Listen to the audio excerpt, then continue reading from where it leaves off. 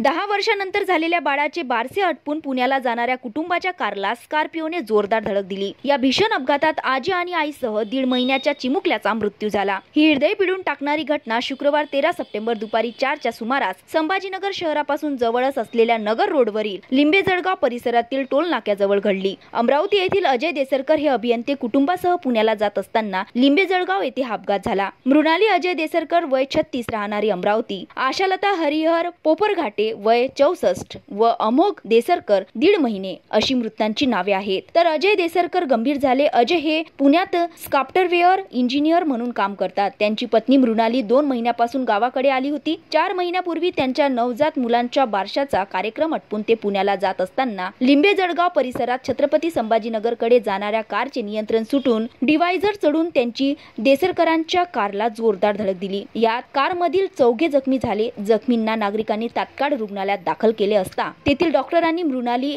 आशालता व 1.5 महिन्याचा अमोधला याला मृत्यू घोषित केले। आता महालक्ष्मी घरी परत जात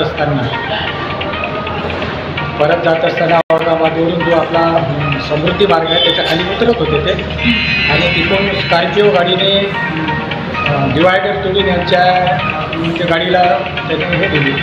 त्याच्यामध्ये त्यांचा अपघात झाला। गाडीमध्ये किती जण होते? गाडीमध्ये 6 लोक होते। आणि किती जण वारले? 6 लोक। 4 लेडीज होत्या का? 4 लेडीज। अर्चना रक्षे, विदर्भ न्यूज, अमरावती।